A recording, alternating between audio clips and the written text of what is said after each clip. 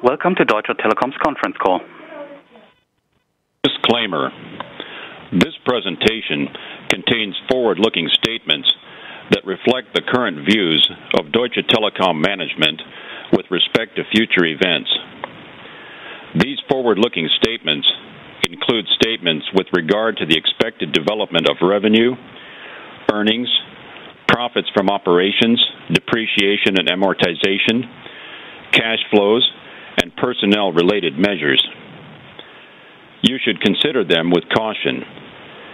Such statements are subject to risks and uncertainties, most of which are difficult to predict and are generally beyond Deutsche Telekom's control. Among the factors that objectives are the progress of our workforce reduction initiative and other cost-saving measures, and the impact of other significant strategic, labor, or business initiatives, including acquisitions, dispositions, and business combinations, and our network upgrade and expansion initiatives. In addition, stronger than expected competition, technological change, legal proceedings, and regulatory developments, among other factors, may have a material adverse effect on our costs and revenue development. Further, the economic downturn in our markets and changes in interest and currency exchange rates may also have an impact on our business development and the availability of financing on favorable conditions. Changes to our expectations concerning future cash flows may lead to impairment write-downs of assets carried at historical cost, which may materially affect our results at the group and operating segment levels. If these or other risks and uncertainties materialize, or if the assumptions underlying any of these statements prove incorrect, our actual performance may materially differ from the performance expressed or implied by forward-looking statements. We can offer no assurance that our estimates or expectations will be achieved. Without prejudice to existing obligations under capital market law, we do not assume any obligation to update forward-looking statements to take new information or future events into account or otherwise.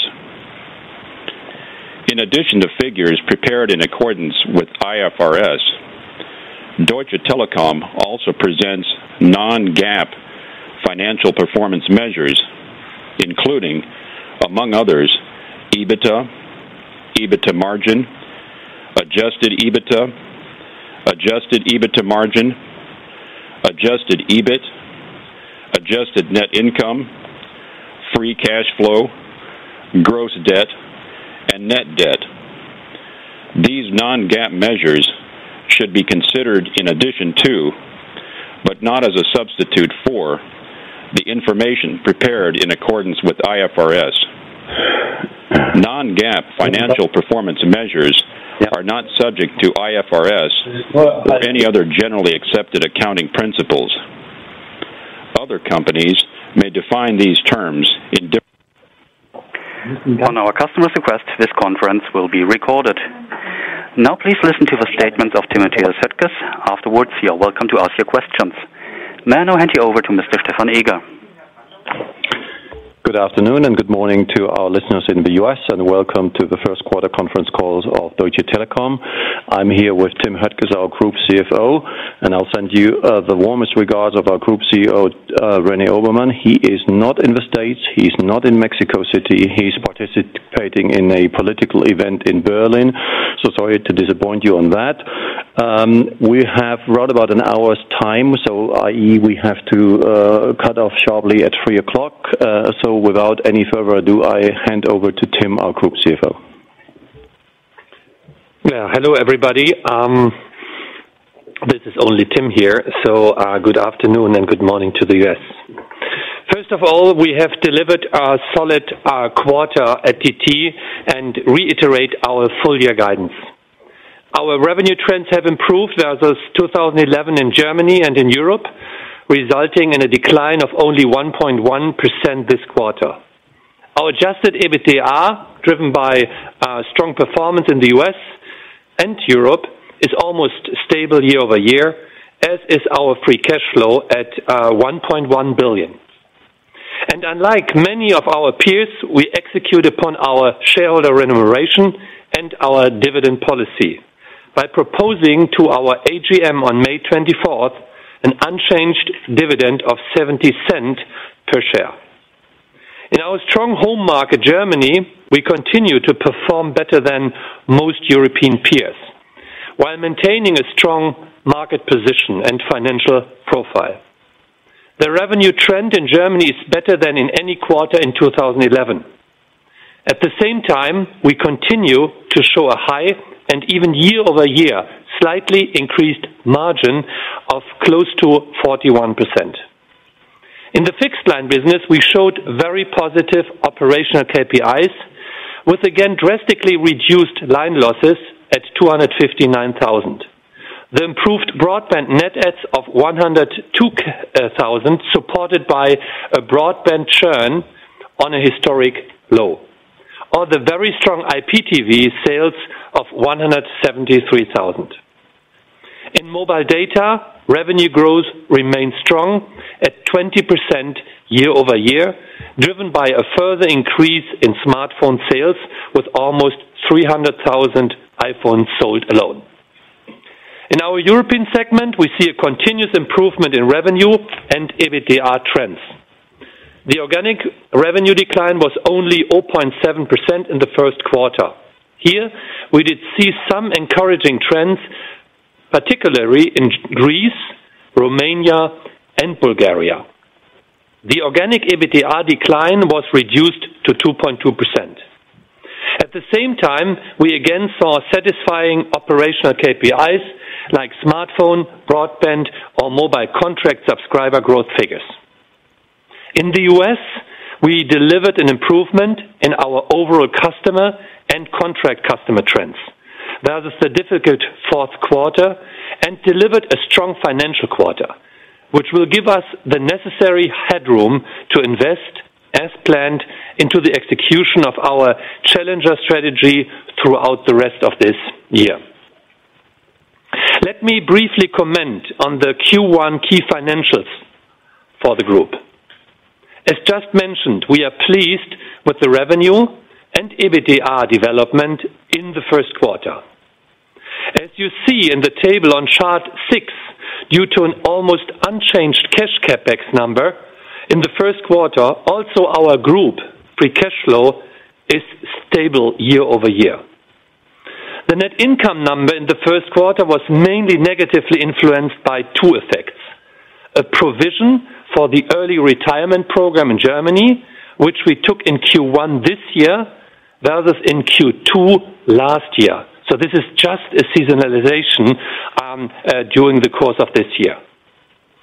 80 million of additional depreciation, predominantly from the US versus Q1 last year, as due to the deal announcement in March 2011, the business had been classified as held for sale and depreciations were stopped by then.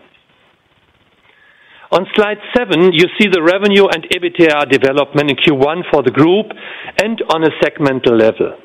The reported revenue decline for the group was helped by 86 million positive currency impact, mainly coming from the US dollar. The organic EBITDA decline on a group level was 1.7%. In Germany, the 2.3% revenue decline was driven by an improved minus 2.6% decline in our core fixed network business and a 1.8% decline in service revenues in mobile. In the US, the 2% revenue growth in euro was driven by the favorable foreign exchange development. The organic revenue decline was 2.3%, driven by mobile service revenue declining 5.4% year over year. The increase in adjusted EBITDA at TMUS of 8% in US dollar terms was driven by a great job on cost cutting, lower network costs, and lower SACs and CRCs as a result of the success of our value plans. In our European segment, the 2.6% decline in reported revenues was mainly driven by negative foreign exchange effects of 72 million and a mobile regulation impact of 51 million for the quarter. The organic revenue decrease was 0.7, showing a continuous improvement versus the previous quarters.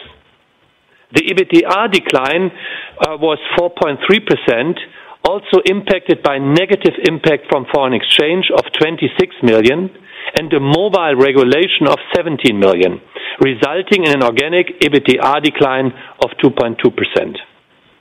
At System Solutions, we saw a modest decline in revenues of 0.7%, mainly driven by almost 4% lower internal revenues, mainly coming from our safer service initiatives within the group.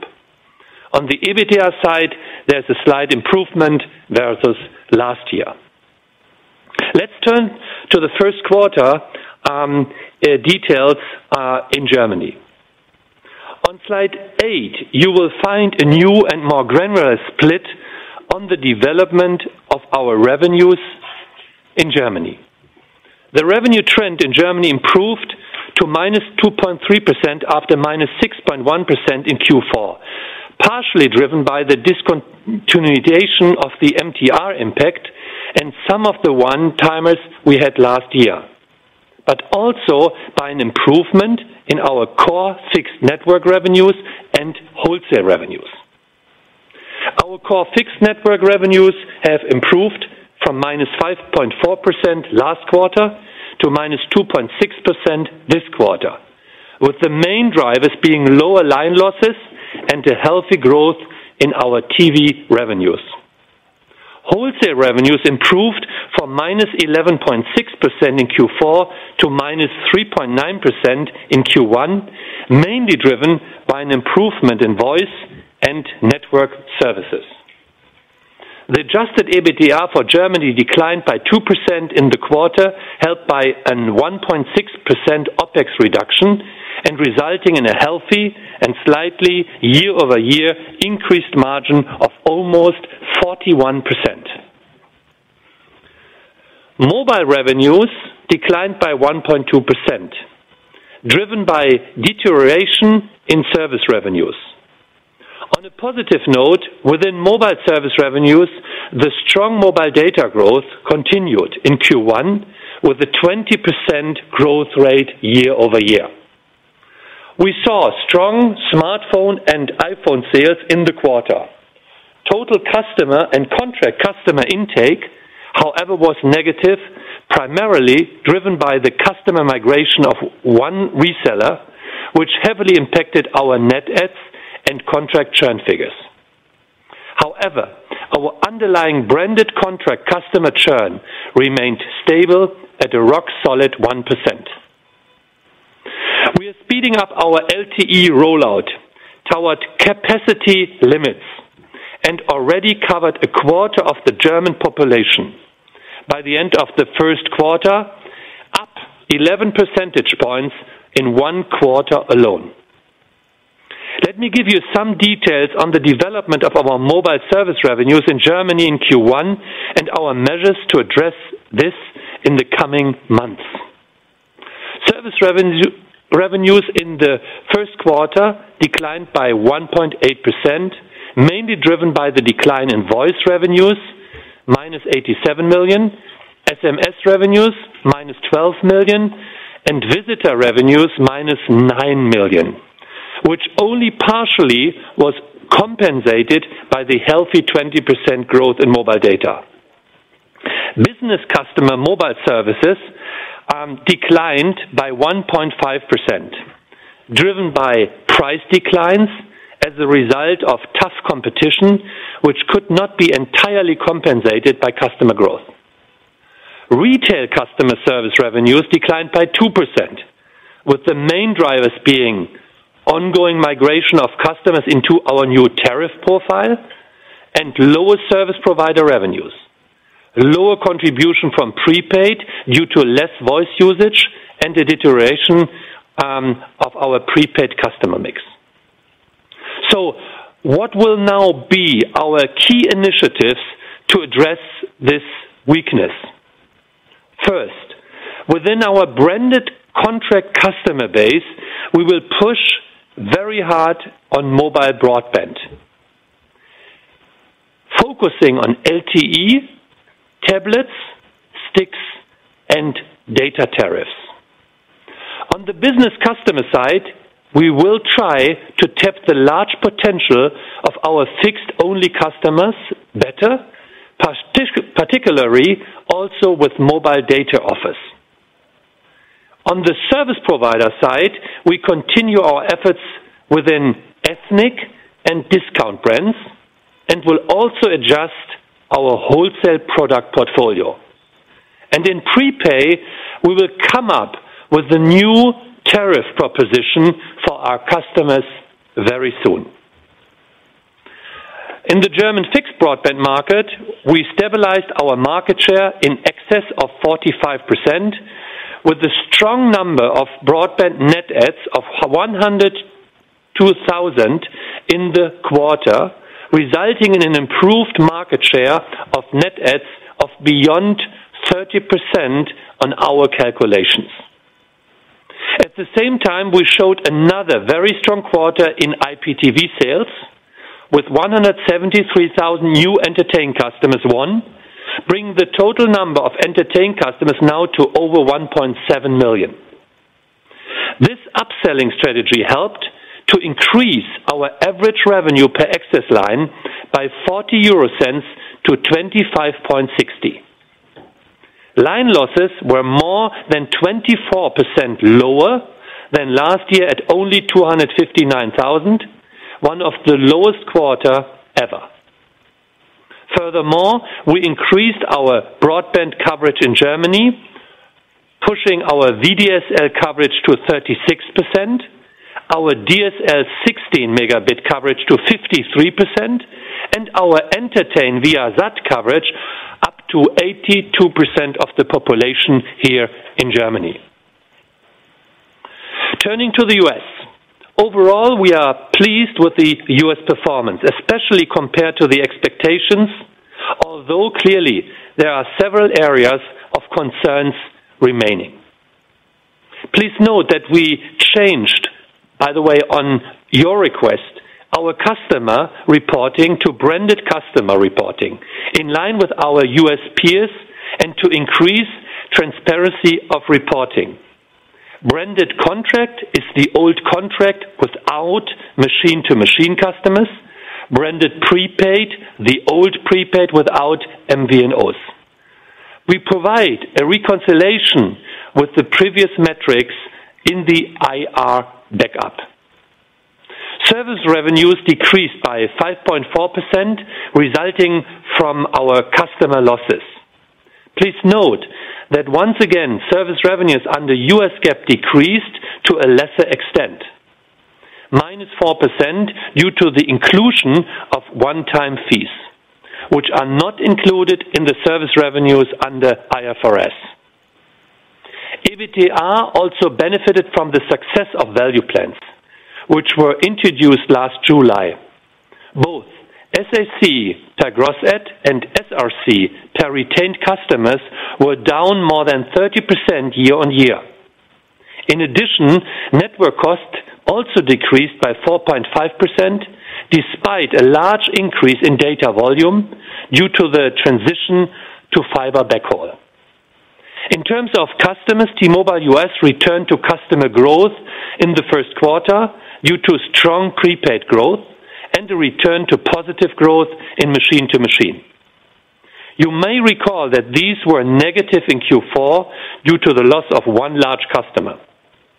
On the other hand, branded contract customer losses, though improved, remained high due to lower gross adds and still a high churn. Looking just at branded contract, that is contract without machine-to-machine customers, we saw a positive ARPU development with branded contract ARPU up $2 year-on-year due to very strong growth in data. T-Mobile made good progress with regard to the implementation of the Challenger strategy. Following FCC approval in late April, the AT&T breakup spectrum was transferred in early May. We recently signed the contracts with Ericsson and Nokia Siemens Networks for the network modernization. So we remain firmly on track with regard to network modernization, which includes refarming of 1900 spectrum from GSM to HSPA+. This will allow existing iPhones to work on our HSPA+ network. In terms of brand relaunch, we just started phase 1 of the rebranding with our test drive campaign, which you may have seen already. We continued our distribution push with 150 new branded dealers. In addition, we expect to add more than 7,000 new doors among our national retail partners this year. The B2B ramp has been initiated, and we signed 4 new MVNOs. Finally, we have launched multiple initiatives as part of reInvent, aiming for $900 million of gross cost savings in 2012 alone. This includes the recent rationalization of our call centers in the US, resulting in 1,900 net job reductions. We are also making progress with our churn reduction initiatives. For the quarter, branded contract churn was reduced to 2.5%, and the latest monthly numbers were even lower. Turning to the European segment, we saw a continuation of the improvements in trends from recent quarters. As a result, organic revenue and EBITDA were close to a stabilization in the first quarter. This was helped by a Europe-wide performance improvement program, a simplification of the steering of our netcos, and a rigid focus on activities like smartphone and mobile broadband push. The growth in key market KPIs like TV, broadband, and mobile contract customers remained strong in the first quarter in all NatCos. And this despite economic trends in some of the markets like Hungary, Croatia, and Greece, which are remaining very difficult. Turning to our operations in integrated markets, the revenue trend in Greece improved further in Q1, particularly driven by a good performance in mobile as a result of a higher subscriber base and revenue initiatives in the consumer segment. In fixed line, revenues continues to remain under pressure from an totally unfair and not consumer-oriented ex-ante regulation, keeping our offers at uncompetitive levels. The margin in Greece remained broadly stable year-over-year at 37.7%. In Croatia, the economy deteriorated in Q1, and austerity measures like the reinstatement of a 6% mobile tax, the introduction of a dividend withdrawing tax, or the increase of the VAT up to 25% are not really supportive. Operationally, the business held up quite well, with revenues being helped by our ICT business and a higher year-over-year margin driven by strong cost discipline. Further cost savings and staff reductions are planned and announced for the year. Looking at Hungary, the situation remains difficult, as you all know. Negative foreign exchange effects impacted again the figures in euro terms. The potential new usage-based telco tax replacing the old one might create a burden on private and business customers and thus jeopardize the country's competitiveness. With respect to the competitive environment, all 3 mobile operators have appealed against the decision to distribute frequencies to the new entrant, so far unsuccessfully. In this difficult environment, our management team does a fantastic job fighting revenue declines by innovative approaches like reselling electricity and gas as well as insurance contracts via their distribution channels, and advanced integrated fixed and mobile offers. The EBITDA year-over-year comparison is negatively impacted by a positive one-timer in Q1 of last year. In Slovakia, we returned to revenue growth in the first quarter, driven by fixed line and ICT revenue growth, whereas the margin dropped year-over-year versus a very strong Q1 last year. Positively, the growth in TV satellite customers with 31% and in IPTV customers of 10.5% was very strong this quarter. In our mobile-centric businesses, revenues in euro were impacted by competitive pressures as well, tough regulation and a weak Polish zloty and Czech koruna in the quarter. In Poland, revenues in Q1 were heavily impacted by foreign exchange and the MTR cut. Underlying revenues, ex those effects, were up by 3%, mainly driven by device revenues and due to more smartphone sales. The underlying EBITDA was almost on the previous year's level in spite of heavy competition. We outperformed our main competitor Orange with regard to total revenues and contract net adds in this quarter. In the Netherlands, revenues were positively impacted by a higher subscriber base, higher device revenues due to more smartphones being sold, the rest effects from the unlimited offer cancellation already seen in Q4, and other revenue initiatives. The EBITDA surge can be explained by a very weak Q1 2011, a more rational market invest, and for the cost savings.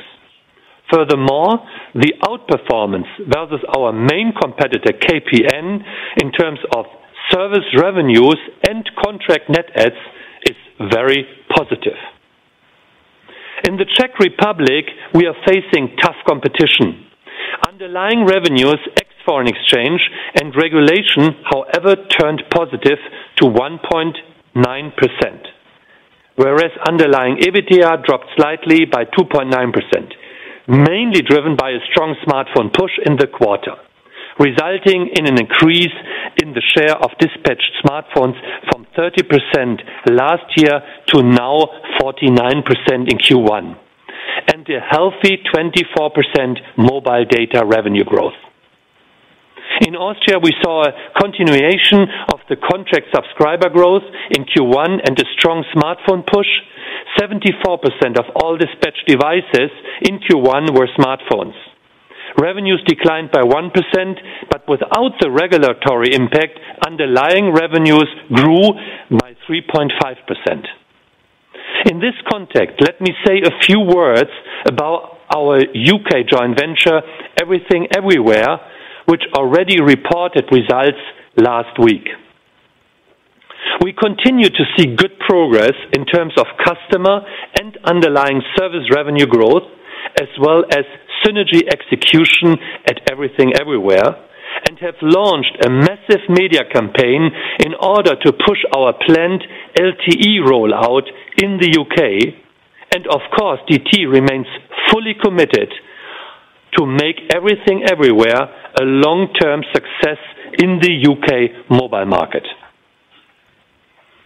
In System Solution, we saw a slight revenue decline of 0.7%, mainly driven by our Safer Service initiatives internally, whereas external revenue showed a slight increase, basically a similar picture as in Q4 last year. On the EBITDA and EBIT, we made some good progress versus last year, which was particularly weak, mainly driven by 166 million gross cost savings in that quarter. Turning to the group financials. Free cash flow was solid with an increase of 5.7% to 1.1 billion euros. The improvement in underlying net cash generated from operations was predominantly due to less tax and interest payments. the underlying CapEx development was essentially stable at a high level at 2.1 billion euros. The decrease in others resulted from less asset sales. Let's turn to the development of reported net income, slide 19. Looking at the year-on-year comparison and starting off at our net profit of 480 million euros in Q1 last year, we saw an improved financial result due to the sale of our stake in Telekom Serbia, which at the same time increased the minorities.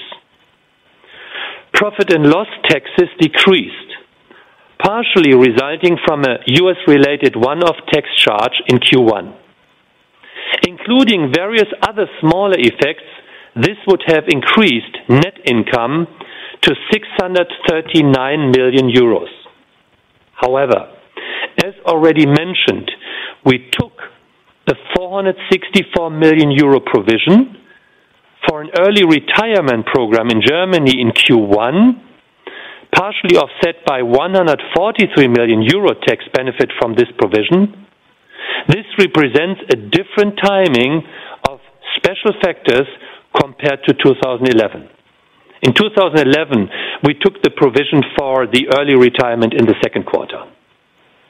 In addition, we saw 80 million euros of additional depreciation, predominantly from the US, due to the US being fully consolidated again. As of the announcement of the AT&D deal last year, the US was categorized as held for sale with no further depreciation. This was reversed in Q4 when the deal was cancelled. Therefore, the trend of higher depreciation will continue in Q2 and Q3, but then reversing in the fourth quarter. As a result of these factors, reported net income decreased to 238 million euros, which is not a concern for me at all. Finally, our balance sheet ratios improved further with an improved net debt over EBITDA ratio and a gearing in Q1. Net debt dropped below the 40 billion mark to 38.6 billion euros, while shareholders' equity remained stable around 40 billion. We continue to maintain solid ratings with stable outlooks from all major rating agencies. Important to note is that we currently enjoy very favorable refinancing terms, particularly versus some of our peers. We took advantage of this earlier this year for some bond issuance, leaving us now refinanced for almost 36 months, way ahead of our normal liquidity reserve policy. Before turning to the Q&A session, let me say something about our Q1 performance and how this fits in our full-year guidance. Q1 was a solid quarter for revenues and even more for EBITDA. Nonetheless, we confirm today our full-year 2012 guidance, which includes a year-over-year EBITDA decline of 700 million euro due to the following reasons. In the US, we will start to see more investments into our challenger strategy from Q2 onwards, especially into the phase 1 of our brand relaunch and thus higher media spend and into B2B platform. In Europe, we cannot exclude further negative developments, be it on the macro or the regulatory or austerity side, impacting our results negatively. Furthermore, we will invest more into marketing in some of our markets in Q2 and Q3 in order to push mobile broadband even further and gain market shares. So overall, let me say this was a solid quarter. It was appreciated from the capital market so far, and we have quite solid numbers from the balance sheet ratios. With this, I'd like to finish my presentation and are ready for your questions. Thank you very much, Tim. We'll start right away with the Q&A session. If you'd like to ask a question, please press *1 on your touchtone telephone. I'll announce your name, and when it's your turn to ask the question, Should you require to cancel your questions, just please press the pound sign. And please, as we want to be finished by 2 p.m. UK time, keep it simple and quick, and please refrain to only 2 questions per person. And we'll start off with Nick Delfas from Morgan Stanley. Nick? Yeah, thanks very much indeed. Just a couple of questions. Could you just tell us how we are doing on LTE in Germany? You said you covered 25% of the population. Have you got a subscriber number? And also a question on Entertain. How is the split going between your satellite service and your over DSL service? Thanks.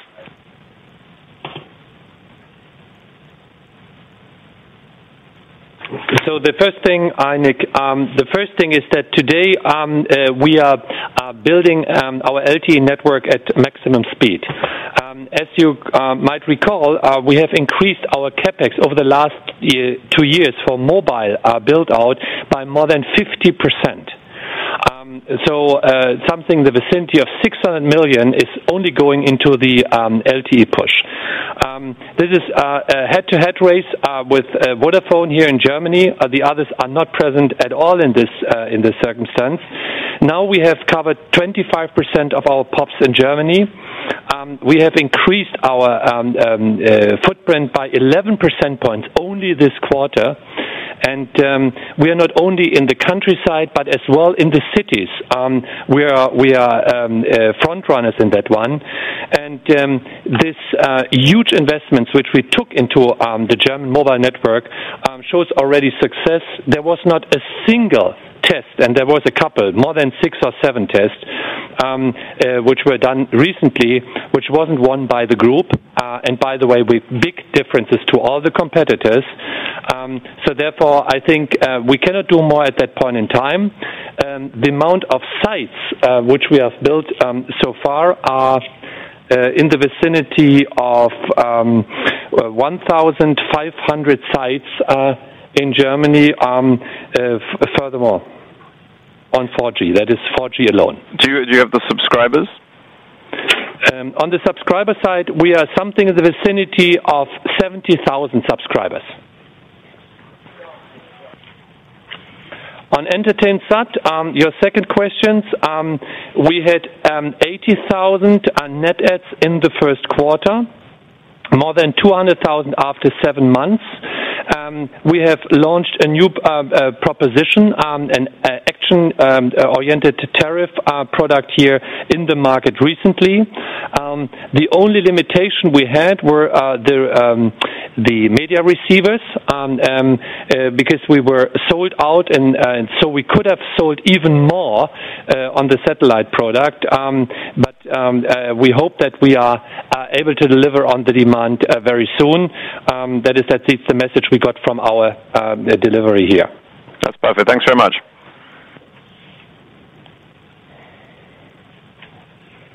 We continue with Simon Whedon from Citigroup. Simon, please.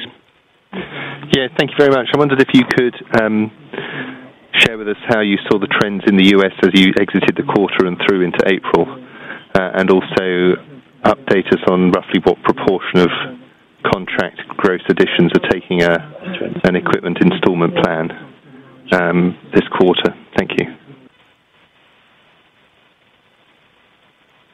The trends in the U.S. are pretty much unchanged to the first quarter. As I said, the trend on our branded contract is improving. We see a slight slowdown on gross sets in the overall markets, on contract gross sets in the overall market in the U.S. And our churn is improving month over month. And Simon, on your question with respect to how much of the cross additions coming from the equipment installment plans, so the value plans account for about 45% in the first quarter. Let's continue with Fred Boulon. Fred? Hi, good afternoon. 2 questions from my side. Firstly, on your domestic broadband strategy, if you can share your thoughts on how your high-speed broadband rollout is going. Cable operators should reach about 2/3 of the country with DOCSIS 3.0 by the end of this year. Are you comfortable with your VDSL progress? And secondly, on domestic mobile, you mentioned an action plan to regain momentum via mobile broadband and prepaid, but what do you make of increasing pricing pressure in the market? Are we not seeing a broader repricing, which will make a recovery in revenues a bit more difficult to achieve? Thank you very much. So, Fred, thank you for your question. I think with regard to the broadband rollout, we will definitely, further improve the broadband coverage in Germany. You have seen that we increased our VDSL coverage up to 36% of the population. We are very closely working with the housing association to get even more access to customers in the apartments.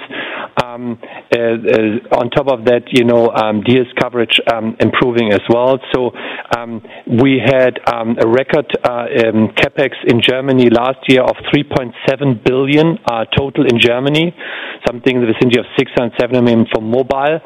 So you could imagine how much is going into the fixed line business here. This is, by the way, something in the vicinity of 14% of total sales, or let's say every 50 cent of €1 we earn on EBITDA terms, we are investing in Germany into an improvement of our broadband connectivity. So the big question mark, which always get discussed, is the question about fiber to the home and whether we pursue here. Yes, we are even working to improve our rollout in this area, but the big rollout is always questioned from or depending on the regulatory environment in Germany, which is still unclear for us. So this is a political discussion which is heating up here in Germany, hopefully, and then we will give you details if something is changing here. Your second question was with regard to the pricing and the current launches we have seen. E-Plus has launched a very aggressive tariff, which is called Your Phone, and Drillich followed that offer immediately, and I think there was even another MVNO following. The offer is an all-net and surf flat, 500 megabyte for 24.90, a SIM-only offer, and by the way, on internet services. It's a small company, I think, with 10 employees. Until now, we have not planned to cut our prices. We are a premium operator, we are market leader, and we are behaving rational in this regard. We are watching it carefully, and we have to find appropriate answers on how to react. So far, so nothing to worry, but I do not see that this is something we could compare with Free in France, for instance, because the market for this specific segment is already well covered, and the price gap to the existing average prices is not as big as in France. Okay, but do you think the plans you have can allow you to regrow top line at one point this year in mobile, or the idea is just to contain the pressure that we're starting to see in Q1? You might understand that we are not giving a guidance on a specific revenue in a segment, but our clear ambition, and that was the reason that we highlighted, our mobile initiatives in this presentation today, is that we want to improve our position here. It is not our intention to decline that business. It's clear our intention with the tailwind on the MTRs and others to grow the business here in Germany, mainly with the data proposition we are pursuing. So therefore, we have measures, we have plans behind that, and hopefully we could get them executed. Excellent. Thank you very much. Thank you, Tim. Thank you, Fred. Let's move over to Emmett Kelly from Merrill Lynch. Yes, good afternoon. Just two questions, please. The first question is on German fixed line. So we've seen a nice improvement in your revenue growth trends there at the beginning of 2012. I think we've gone from negative 4.5% growth in Q4 last year to negative 2.5% in Q1 this year. Can you just give us an insight into what the main drivers are here and whether we might see further improvement going forward into the rest of 2012? My second question is on Sky Deutschland. Sky has now won exclusive rights for the Bundesliga on all platforms in Germany. Just wondering, how do you see your relationship with Sky evolving in the future, especially given your push of the EntertainSat product at the moment? Thank you. So, yes, we are quite happy with the development in the fixed line business, and mainly, by the way, that with the net ad sales, we are again, with a market share at higher than 30%. So we participate even in the growth of this market with a relevant share. And our churn rate in this business is developing nicely as well. So where is the sales coming from? What are the lead products? TV, I mentioned that already, 170,000 net adds. VDSL, 60C, so 66,000. So customers appreciating bandwidth. That is what we are facing here. And therefore we believe that with the double and with the triple play offers, which we currently announce our offer in the market, we are attractive for the German customers. With regard to the Bundesliga rights, it was always our clear statement that we are not doing bad deals. And we had a clear understanding on how much we are willing to invest for the total package on Bundesliga. In this calculation, we anticipated a further growth on the data mark, which was already quite ambitious. And it was our clear message that we said the net present value is the maximum. If the net present value is turning to zero, it's the maximum we are willing to pay. So we were outbid in this regard, by the way, big time. So therefore, I feel very comfortable that that we took the right decision here. I cannot comment on Sky's business model, but for us, the assessment was clear. Our cost structure, our distribution model, and even the synergies we would have with our media spend would have been significantly bigger, the synergies, than the one Sky has. But anyway, I'm not talking about their business model. Now we are trying to collaborate with Sky so that we are able to continue our Bundesliga offering. The live coverage on our platform is something which is attractive, definitely. 10% of our entertained customers are using Bundesliga today. Today it's too early to say.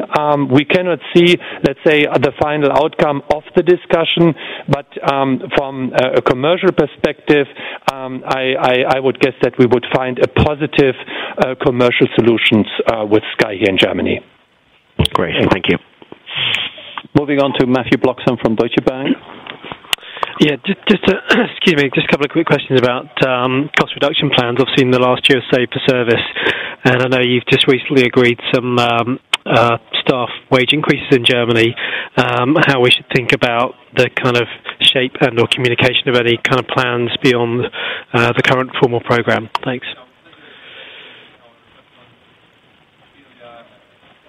Look,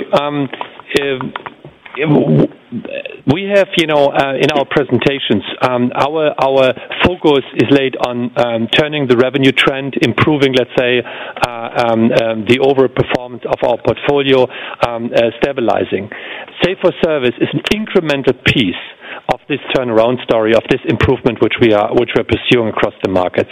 There is not a single country, there is not a single segment where we are not working on Save for Service initiatives. On the US, we have committed a 900 million saving plan for this year.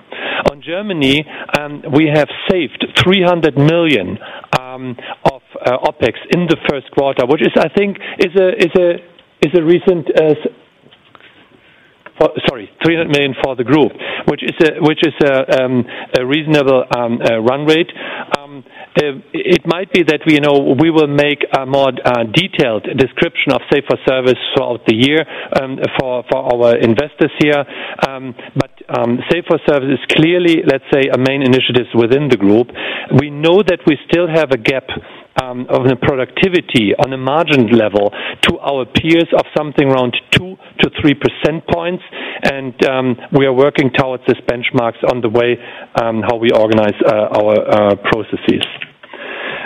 With regard to the wage agreement in Germany, let me maybe give you some further details how this wage agreement is constructed. The nominal increase is 2.3% in 2012, 2.1% and 2.1%, so two steps in the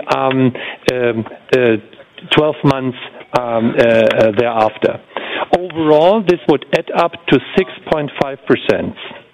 The underlying increase is only 3.7% over 2 years. Why is that?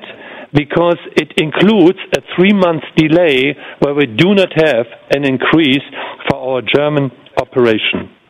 If you would now compare OPEX with OPEX, so take the current OPEX level for wages, including, let's say, the increase for the civil servants as well for the rest of the employees, the total increase of OPEX after 3 years would be 200 million. There are no other commitments made in this agreement. So all the other ways of improving our cost base, our total workforce cost within the group are open, and we will work within our Safe for Service initiatives to further improve the productivity. Great, thank you.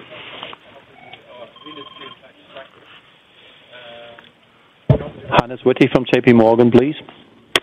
Yes, good afternoon. I have one question related to the US and one question related to Germany. In the US, I think the obvious question would be if you had any comment related to other press speculation yesterday related to a potential IPO or M&A. The question just simply being, not that I expect you to comment much, but whether there's anything you can rule in or out at this stage, and whether the comment that René provided in the Q4 conference call that we shouldn't expect any big decision or any major deal anytime soon still applies. And when it comes to Germany, the question relates to the civil servant retirement legislation, which to my understanding expires this year. So how would that impact the shape of your cost cutting if that was the case, and how would that impact also restructuring charges going forward? If you could comment on that, please. Hi, Hannes. Maybe everybody's waiting that we make a statement with regard to the rumors around the U.S. And you know that I will not, and I cannot, and I don't want to make any kind of speculations or statements towards the rumors in the U.S. Therefore, what was right in the past is right today. The first and almost most important thing, what we always have said is we want to improve our operative position in the U.S. business. And I think the first quarter is quite encouraging. We are well on track with our Challenger program. We are well on track on, let's say, the refarming of our network and the program around that. And we know that we will have an LTE offer which is competitive enough with all the players in the U.S. market, will be launched, in 2013. So therefore, the first task is on its execution and well on track. Now, towards the possible transactions, we always have said that we want to have a de-risking of our U.S. business and a self-funding platform of, let's say, further investments. This is right, and it stays right. So therefore, we are talking in the U.S. We are trying to find opportunities to improve the economies of scale in the U.S. but I cannot give you any more details what's going on, and I'm even not commenting on whether a deal is coming or not coming, or whether we do an IPO. That would be then too explicit. With regard to the civil servants and the Vorruhestandsregelung, so far nothing has been decided from a governmental perspective. But only for your information, if this program would get extended, this is the cheapest way for Deutsche Telekom to reduce its OPEX basis from the instruments we have. Thank you, Tim. Let's move on to Robin Bienenstock of Sanford Bernstein, please. Yep, thanks very much. Two questions. I guess historically, the union members on your board had voted for the dividend. So I was wondering, when you had conversations with them about salaries, is the dividend and is future investment in the network something that is discussed? And separately, a number of your peers are looking at trying to reduce subsidy or indeed separate handset financing from service plans, and we've seen a bit more of that in Germany recently. I was wondering what you think about that and whether you think that's something that could be appealing to you in Germany. Thanks. So, Robin, I think first we have had no board decision, board discussion on whether we trade, dividend against further network build-outs or whatsoever.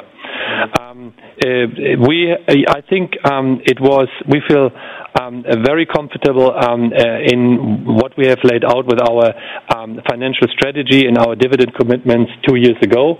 We are now executing the second tranche of the 3-year program.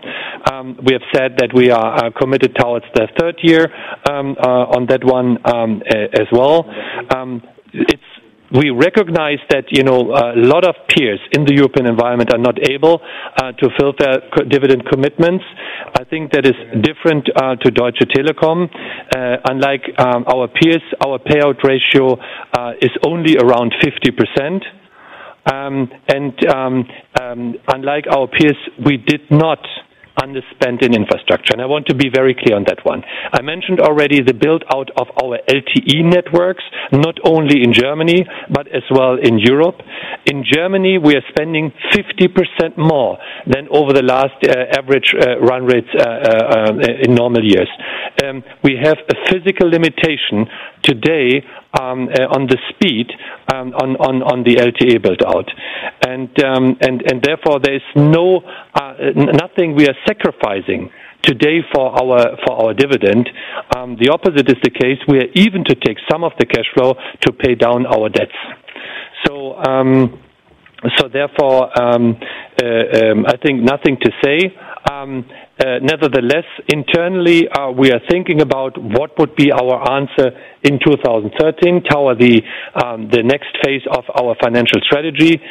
This is an internal discussion.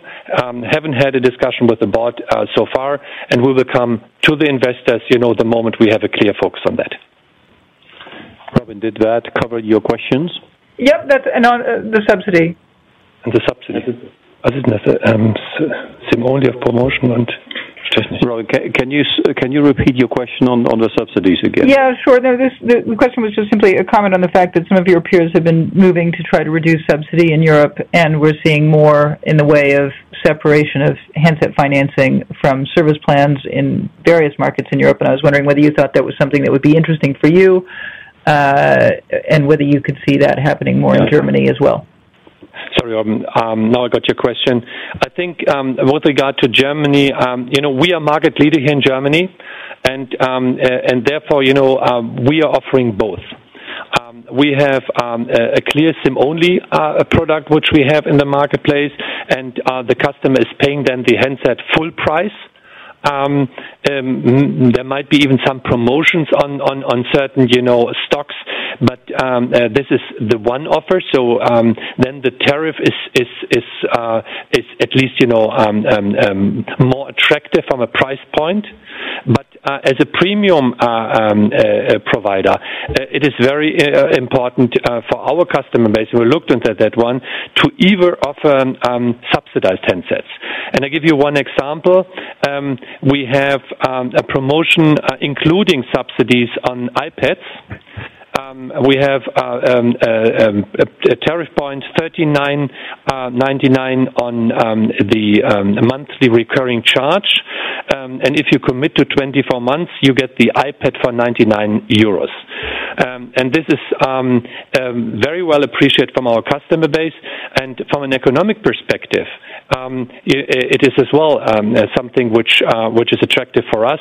So we are normally not looking on whether we do it with or without promotion. We are always looking on the payback of the customer, the amortization rates, which we have with customers along their 24 months duration. Let's continue with Mathieu Robillard from Exane. Mathieu? Yes, just one quick question, please. With regards to the U.S., it seems that the cost base has declined by around $200 million year on year, if I get my math right, $200 million. Could you quantify maybe how much of that is due to the fact that you now have a roaming agreement with AT&T that supposedly means lower roaming costs, and how much is due to lower commercial expenses linked to the value plans? Thank you. No, as we said in the presentation, Mathieu, I think a good chunk comes from the value plans. A good chunk comes from the reduced network costs, as we always said, due to the fiber link, and there is also some indirect cost savings coming from the closure of call centers, staff reductions, etc. That's the level of detail we want to give on that one. Let's move on with Justin Fennell from Credit Suisse. Justin? Thank you. Just trying to find my questions. Level 4 in Germany, you're obviously doing pretty well in broadband, TV. I mean, does looking at level 4 still is it still a strategic priority when you're looking at the opportunities to acquire level 4 operators? Should we expect you to be doing a deal in an area in the next 12 months? And then secondly, your comments about a political debate about fibre in Germany was heating up. Could you give us a bit more colour on that? Is it heating up in a good direction or a more worrying direction, please?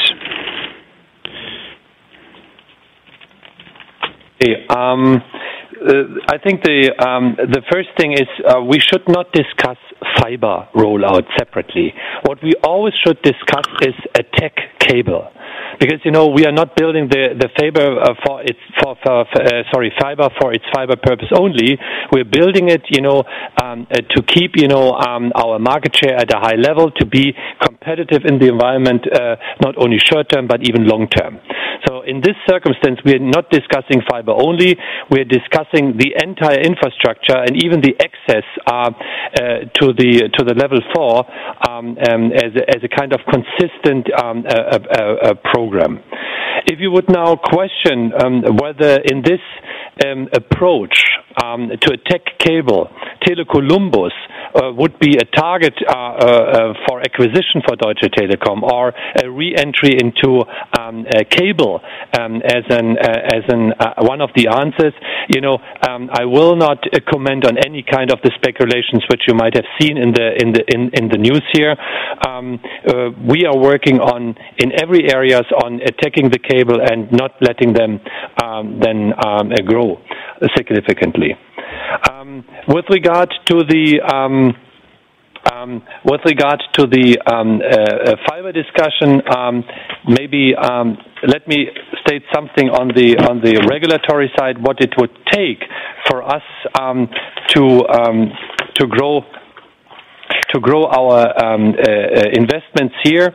I think the biggest problem we have is that the German market is over-regulated, and and we are very vocal on that one in the news, in the political situation this times.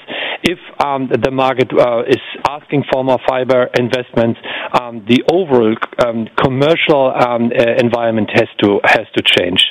How could that be enabled? I think one of the arguments could be that we regulate cable and Deutsche Telekom symmetrically.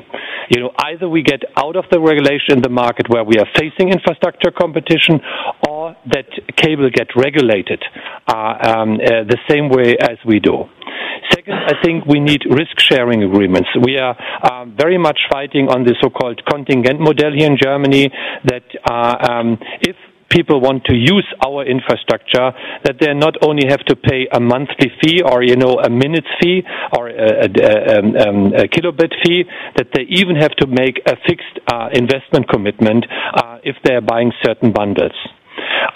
And what we need as well to reduce the overall cost is that infrastructure wholesale obligations should get imposed for competitors, so that everybody could use the others' existing infrastructure, being its ducts or everything.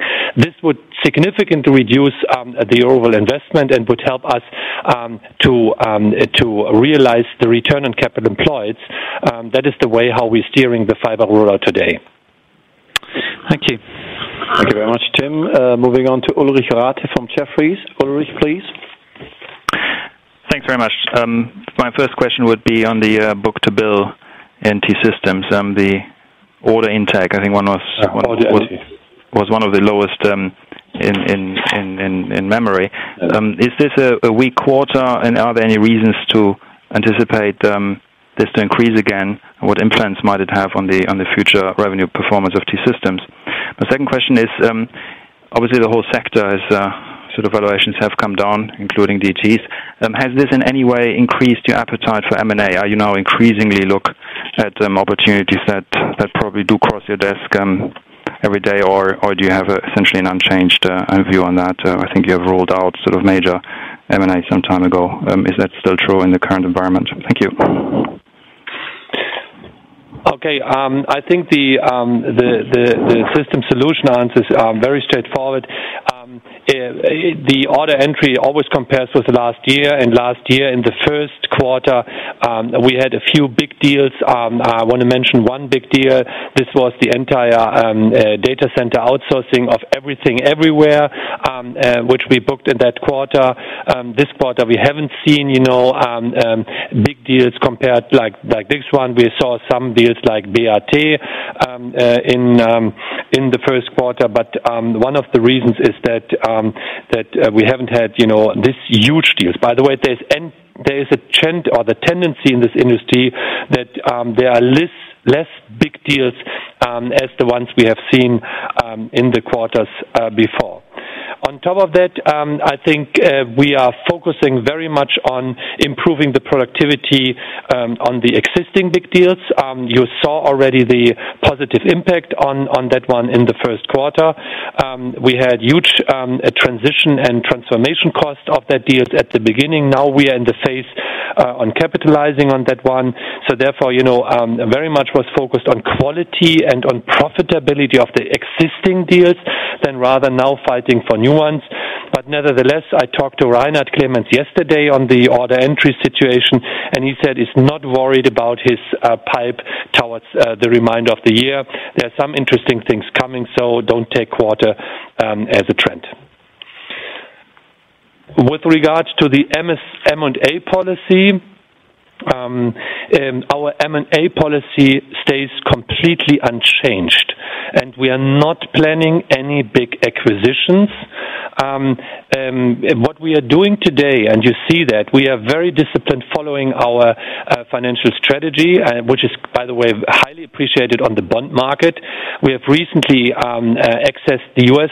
bond market with $2 billion. We had a 5-year coupon at 2.9%, and we had a 30-year coupon at 4.9%. Only to give you an indication how cheap we could refinancing ourselves.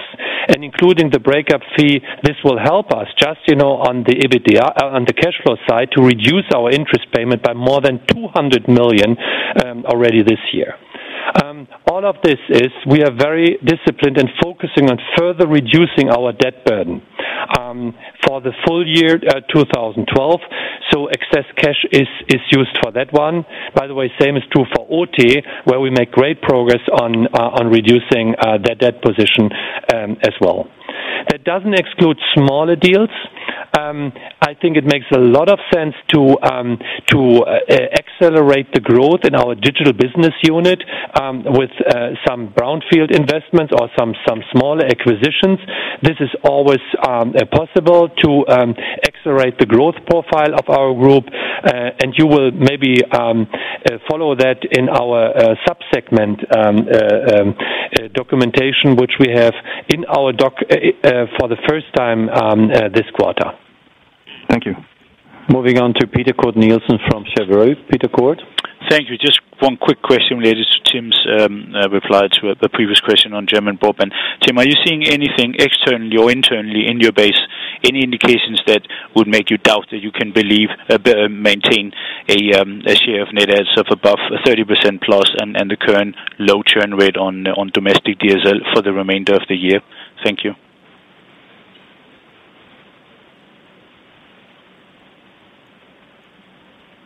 Look, first, I think the churn rate is definitely something which we precisely understand. We understand the customer base. We have a huge CRM system. We have a lot of innovative products. So it is not just a price competition. It has a lot to do with the service proposition, but as well with the question, is future inbuilt when customer decides upon a German product or Deutsche Telekom product. And with Entertain and with a lot of other innovative things, I think we are very confident that we could keep the churn rate as the level where we are today.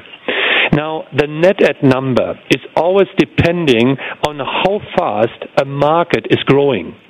If you have, a very slow increase of new customers, gross adds coming to the markets at the same churn rate, your net add number is always, depending on this circumstance. I cannot, guarantee the 30% net add for the remainder of the year. We definitely fight for that one. It has to do with the overall growth of the market, and I think with the new price points and with the new offerings we have in the market, we are doing pretty well over the first 4 months in this year. Thank you. Let's continue with Paul Marsh from Berenberg. Paul, please. Two questions. I wondered if you could remind me the 36% VDSL coverage that you've talked about. What would that be as a percentage of the installed cable customer base? I wonder if you know that statistic. And what scope do you have to drive VDSL speeds even higher? You're obviously investing in expanding VDSL coverage. Are you investing in driving VDSL speeds higher as well? So, a very quick answer on the VDSL question. The overlapping area with VDSL is 90 to 95% overlapping with the cable footprint. Therefore, if you have in mind, do we have a competitive answer in these areas with VDSL? Yes, definitely our VDSL coverage is in these areas, and that is one of the reasons that we are increasing our VDSL coverage in Germany. Are we investing more in VDSL speeds? Definitely yes. And we laid that out in one of the last presentations. We are following a hybrid approach. So you see that already in the presentation of today, but even in the last ones, that from DSL we have improved to ADSL into 16 megabit. From 2 megabit we went to 6 megabit as our, let's say, normal proposition. From ADSL to Plus we go to VDSL, and in our labs we are working these days on vector DSL as one of the opportunities to further extend the speed on our copper lines. And on top of that, we are even improving some fiber to the home where it makes sense and where we have to build an entirely new network. And on top of that, and that is quite encouraging, and we have to look into that one, we are working very intensively on partnerships. We have announced Chemnitz as one example, where the fiber link and the fiber access is built by a municipality or a local company, and we are the exclusive distributor on this infrastructure. So then we are not building, but we are using high bandwidth. So in all this together, and in some areas even LTE as an answer, we have now a hybrid approach with bandwidth to attack cable in Germany. That's great. Thank you. So there's three more people waiting in the chain. Maybe let's get started with Andrew Parnis of UBS. Andy? Yeah, hi guys. I've got two questions, both on the US. The first one was just on the branded contract net add losses fell quite significantly Q4 into Q1. Is this a number now you expect it to keep on falling, or do you think sort of around sort of 500 level is sort of a reasonable run rate for the rest of the year?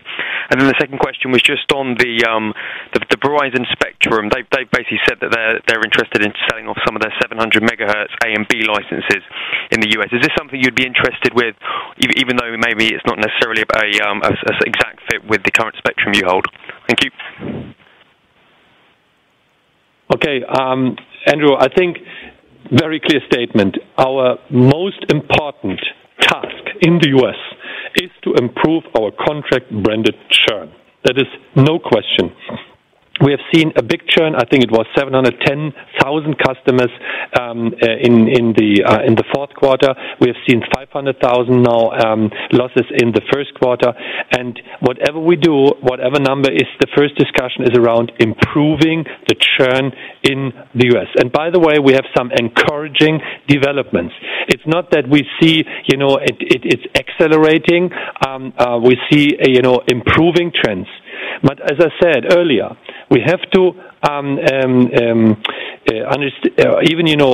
consider that the total market, the gross ad market, the new contract gross ads is slowing down in the US. So even if we are reducing our net ads, our churn, if we're reducing our churn, if we are not seeing more gross ads in the market, then we are facing further churn in the US environment. So what does that mean? We cannot give you now a precise number on how many net ads losses we would see over the next quarters, but definitely we are working on improvements. We are planning improvements internally, and we hope to deliver them over the next quarters.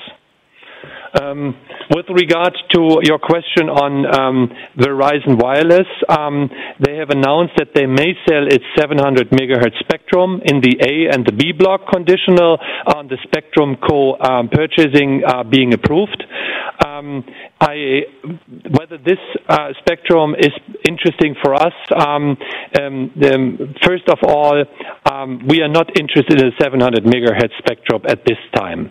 This is an incomplete footprint, and there is even, interference with the Channel 51 TV stations. So honestly, this spectrum is nothing which would be attractive for us.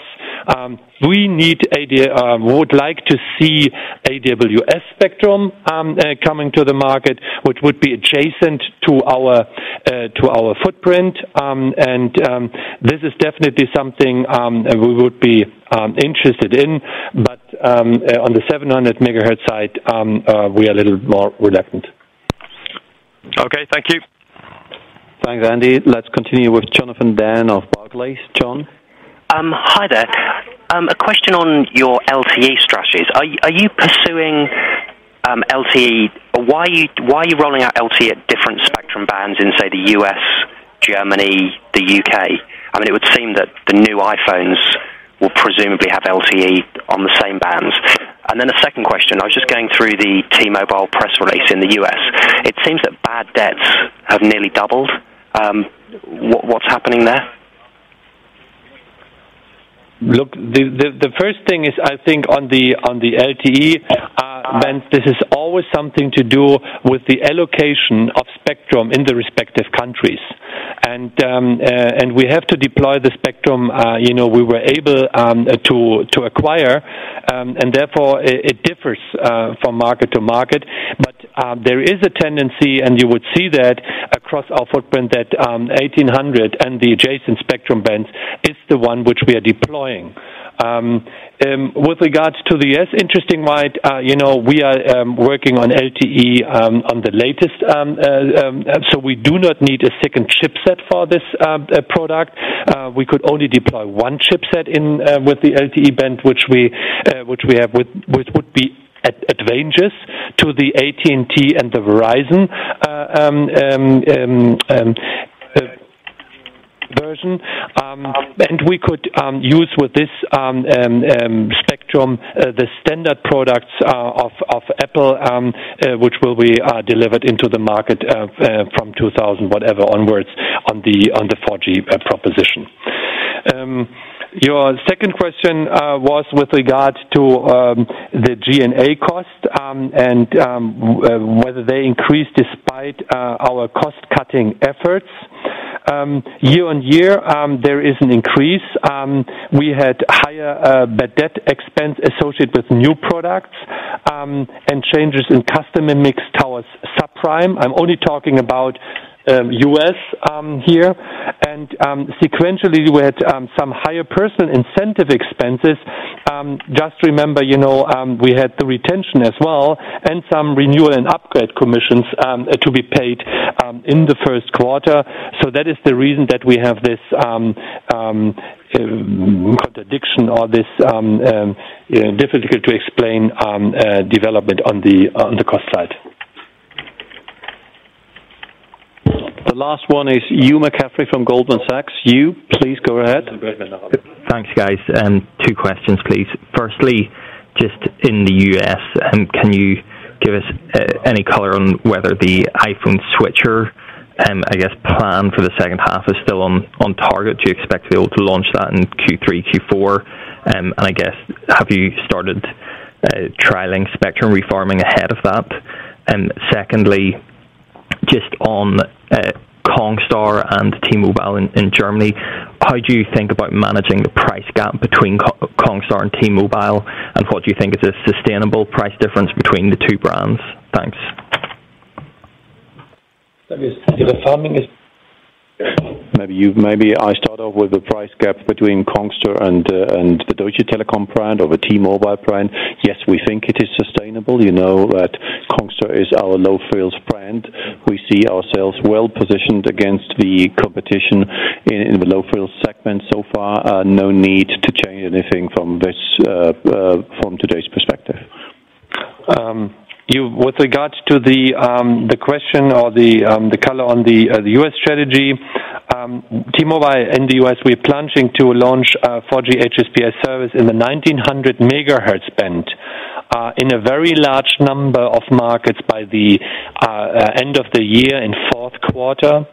And with this launch, we will automatically have access for the iPhone switches.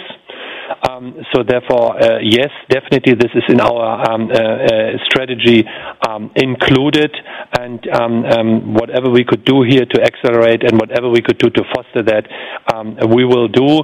So positive message in this regard. Was there a second reference ahead of this fourth quarter? No, I think that was answering your question. I hope so. Thanks a lot. Yeah. I think did it answer your question? Sorry. Sorry, yeah, it was just on the spectrum refarming in the 1900 band. Have you started trialing that yet? Because I understand there may be some risk of disrupting your customers as you do that. So it's just trying to get. No, I have, just spontaneous out of my mind, and from the business reviews with Philip Holm and his team, they have started the trials, and they were very encouraging. They were network modernization trials in both East and West Coast cities have shown up to 33% increase in data speeds, as well as improved signal quality and in-building coverage. And we have seen even, happy iPhone users that have blocked about it. So that is, let's say, the official answer which I get from the US team on this subject. So therefore, I think nothing to worry in this regard. The team is quite optimistic. That's great. Thank you very much. Thank you. Thank you, Tim. I think we are now coming to an end. Sorry for overrunning. If there's still some questions out there, I think my team will note that and will call you right away. As always, you know that there's a replay for this conference call, and if you want to, we can also send you the script. Thank you very much, Tim. Thank you all in the room, and thanks to our investors out there. And see you either in London, Milan, Frankfurt, Boston, or New York in the next 4 days. Cheers. Bye-bye. We'd like to thank you for participating at this conference. The recording of this conference will be available for the next 7 days by dialing Germany 491805 2043-089 via reference number 428685 and the pound sign. I repeat, Germany 491805 2043-089 via reference number 428685 and the pound sign. We are looking forward to hear from you again. Goodbye.